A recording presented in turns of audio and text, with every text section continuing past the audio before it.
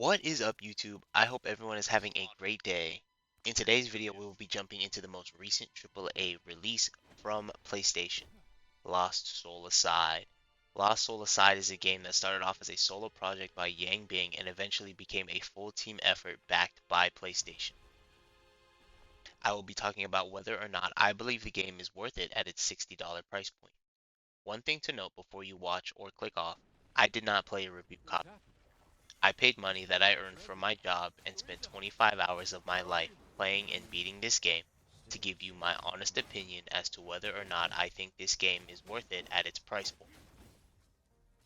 I will also try to keep this as spoiler free as possible.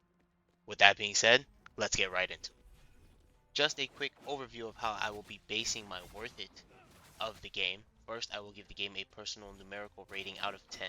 This will be decided on by 5 categories: gameplay and mechanics, story and world building, visuals and audio, replayability, and innovation and polish. I will rate the game from 1 to 10 in each of these categories. Then I will find the average of those numbers to come up with a rating out of 10 for the game. I will also take into account how I personally felt while playing the game, then judge the worth it rating based on the two. If I don't think the game is worth it at its current price point, I will suggest a price that I think the game should be bought at. First up is gameplay and mechanics. Me personally, I thought the gameplay and mechanics were quite good. It was nice that I could change weapons from the menu in the heat of battle, also change between weapons in between combos. When played as intended, the combat felt smooth, flashy, and satisfying when switching between weapons in between combos. However, that's the thing. When used as intended, for me, it felt like there was no incentive to switch between the weapons or use the flashy combos. At times, the combat would feel kind of dull and empty because there was no stimulation in the combat besides the flashy colors popping on the screen.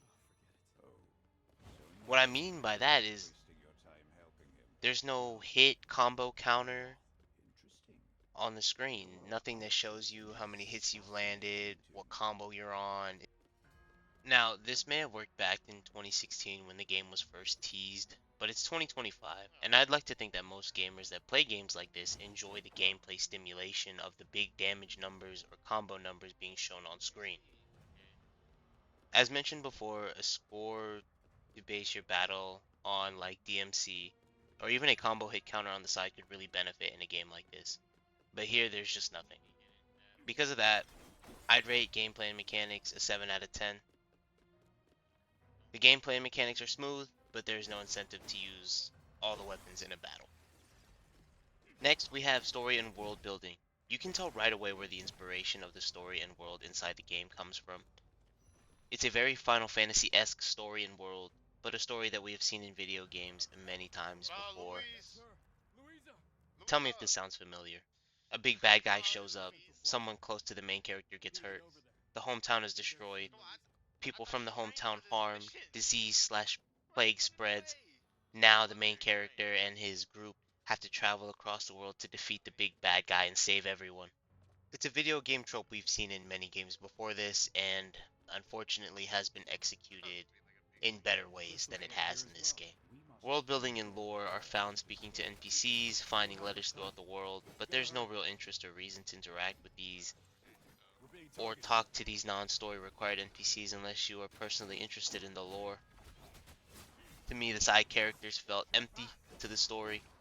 Some characters don't really add much to the story besides being the convenient relative to someone important to the story and or the character that tags along is related to the area. Also, there are no side quests. Not saying there are a must, but it would have definitely helped with building more emotional bond with the characters and lore building of the world. With that being said, I would probably rate this category a 6 out of 10. So, third we have visuals and audio. Personally, I had no issues with the visuals or audios. I thought it was really good. I think they killed it in this category.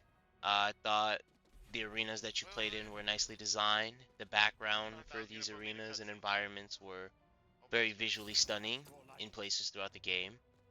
The visuals of the combat were very pleasing. The flashiness of arenas moves were good. The audio of the moves and sound effects and soundtrack I thought were very good. The music and score, in my opinion, nicely matched the theme of the arena you were in or the boss you were fighting. The one thing I will say that I hated for this, oh my goodness, the English voice actors was so atrocious. I don't understand. I feel like they just picked up random people off the side of the street and said, "Hey, you want to act in a game? Hey, come on over. We need some voice actors." That halfway through the game, I actually changed the voice actors to Japanese, and that made such a difference. I would recommend you change the voice actors to Japanese. If you are going to play this game, change the voice actors to Japanese. It will help so much. With that being the only negative thing I have to say, I would have to rate this category an 8 out of 10. For our next category, things may get a little controversial here. Replayability. The replayability of this game, for me, is just not there.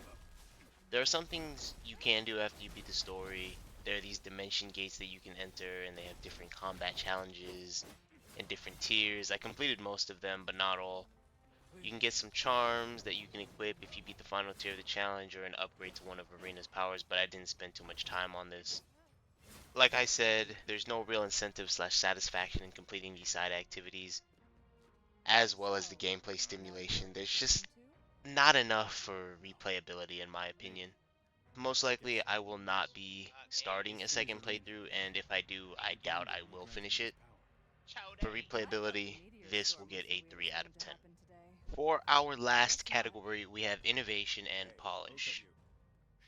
I like the switching between weapons mid-combos and being able to change out the weapons and their elements in the menu in the middle of battle. I also liked how the weapons would play a part in some puzzles and in battles as well. However, there's nothing really new that we've seen in this game that we haven't seen in other games prior. Nothing really shocked me in a sense of, oh wow, I've never seen this before, or oh wow, this is really cool. Everything we've seen is a trope from another video game. As for polish, for me it felt like when exploring some arenas and environments, doing certain jump puzzles, the movement and jumping felt really floaty and hard to control precisely. At times it would feel like I would make the jump no problem, only to keep gliding over the platform and falling off, or it's just very hard to land, especially in the later game when you get to the more precise jump puzzles.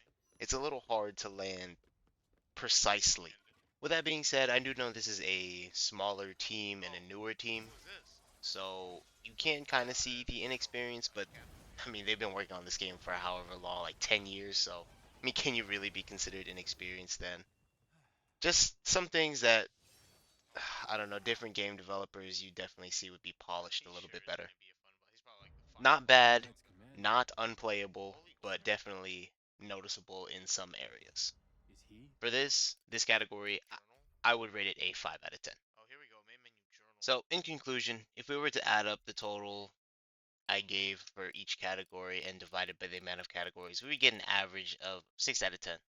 It's truly like a 5.8, but I'll round up because I don't like non-whole numbers as a rating. Now the question is, would I say I had fun playing this game? For the most part, yes. The gameplay and mechanics is really what holds the game up. Unlocking the new weapons and eventually the new skills for that weapon is nice and engaging.